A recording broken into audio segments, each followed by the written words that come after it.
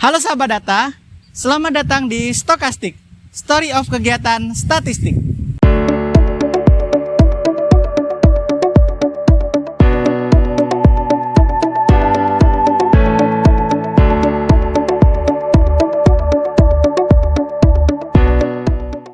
Sahabat data, penasaran nggak sih sama data kemiskinan yang dirilis oleh BPS Kabupaten Ogan Komering Ilir? Angkanya naik atau turun ya? Terus bagaimana sih cara pengumpulan datanya?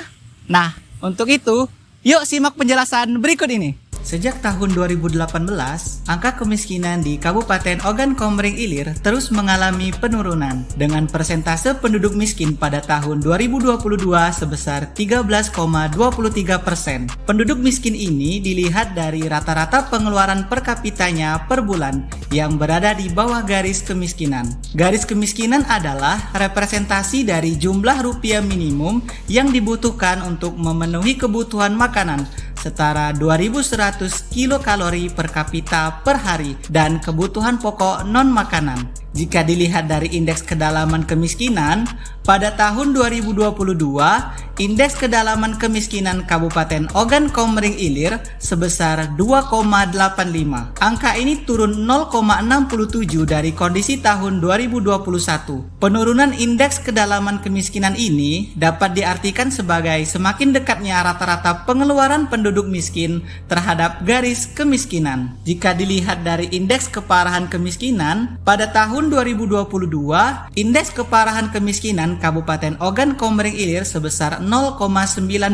Angka ini turun 0,26 dari kondisi tahun 2021. Penurunan indeks keparahan kemiskinan ini dapat diartikan sebagai penurunan ketimpangan pengeluaran di antara penduduk miskin. Nah, data-data kemiskinan tadi itu diperoleh dari survei yang dilaksanakan oleh BPS, yaitu Survei Sosial Ekonomi Nasional atau Susenas. Susenas adalah survei yang dilaksanakan oleh Badan Pusat Statistik setiap tahun untuk mendapatkan data dan informasi seputar sosial dan ekonomi penduduk. Susenas mencakup indikator-indikator seperti tingkat kemiskinan, pendidikan, kesehatan, perumahan, konsumsi dan pengeluaran, ketenagakerjaan, dan perlindungan sosial.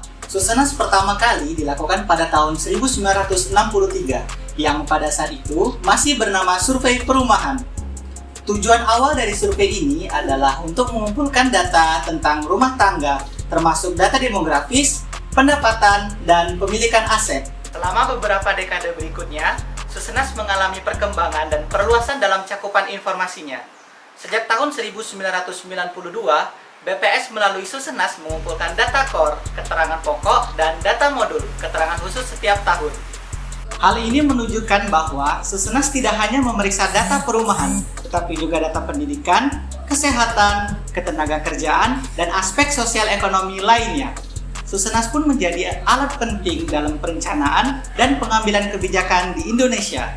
Susenas dilakukan secara berkala dengan frekuensi tahunan atau 1 tahun sekali. Secara khusus, Susenas biasanya diselenggarakan pada bulan Maret dan September. Selain itu, ada juga Susenas dengan modul tertentu yang dilakukan berulang tiap 3 tahun untuk mengumpulkan data yang lebih rinci tentang topik tertentu. Modul tersebut antara lain 1. Modul konsumsi atau pengeluaran dan pendapatan rumah tangga. 2. Modul sosial budaya dan pendidikan. 3. Modul kesehatan dan perumahan. Tujuan umum dari Susenas meliputi 1. Untuk mengukur kondisi kesejahteraan.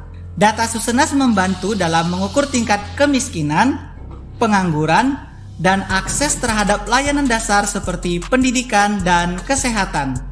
2. Memahami distribusi pendapatan. Survei Susenas membantu mengidentifikasi pola distribusi pendapatan di antara berbagai kelompok masyarakat. 3. Mengidentifikasi masalah sosial. Data Susenas membantu mengidentifikasi masalah sosial seperti ketidaksetaraan gender dan kerentanan sosial. 4. Mengukur ketenagakerjaan. Susenas memberikan informasi tentang struktur pekerjaan dan sektor ekonomi yang dominan. 5. Mengukur akses terhadap layanan dasar. Data Susenas membantu mengukur akses masyarakat terhadap pendidikan, kesehatan, dan fasilitas dasar lainnya. Adapun manfaat dari Susenas antara lain, yang pertama, sebagai basis perencanaan pembangunan. Data Susenas menjadi landasan dalam merumuskan kebijakan pembangunan jangka panjang dan jangka pendek. Yang kedua, sebagai pemantauan kemajuan. Data Susenas yang dikumpulkan memungkinkan pemantauan kemajuan pembangunan berdasarkan indikator sosial dan ekonomi. Ketiga, sebagai pemahaman kebutuhan masyarakat. Informasi dari Susenas ini membantu memahami kebutuhan nyata masyarakat, khususnya dalam bidang sosial dan ekonomi. 4. Untuk mengidentifikasi kawasan rawan. Data Susenas membantu mengidentifikasi daerah atau kelompok masyarakat yang membutuhkan intervensi khusus. Misalnya, daerah yang masih minim fasilitas kesehatan atau pendidikan. 5. Sebagai evaluasi kebijakan. Data time series dari Susenas memungkinkan evaluasi dampak kebijakan yang telah diimplementasikan.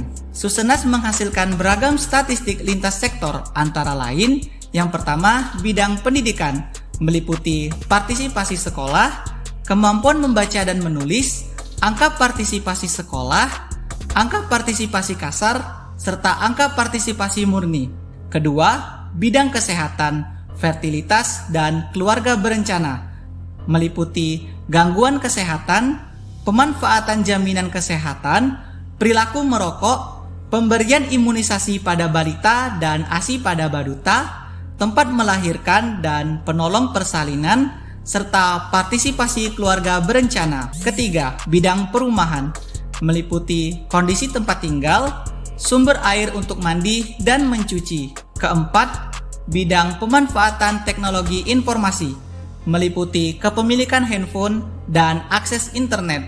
Kelima, bidang kesejahteraan masyarakat, meliputi bantuan atau program pemerintah. Susenas juga mengumpulkan data konsumsi dan pengeluaran rumah tangga, baik untuk komoditas makanan maupun bukan makanan. Dari data tersebut diperoleh rata-rata konsumsi dan pengeluaran rumah tangga serta rata-rata konsumsi kalori dan protein per kapita. Data konsumsi dan pengeluaran yang dirinci menurut kelompok komoditas ini dapat memberikan gambaran mengenai pola konsumsi penduduk di suatu wilayah. Nah, untuk sahabat data yang ingin melihat hasil dari Susenas, BPS telah merilis publikasi yaitu Statistik Kesejahteraan Rakyat. Publikasi ini menyajikan data statistik mencakup sosial ekonomi masyarakat dengan mempertimbangkan syarat kelayakan estimasi di tingkat kabupaten atau kota yang ditunjukkan oleh nilai relatif standar error atau RSE yang sudah tercantum di lampiran.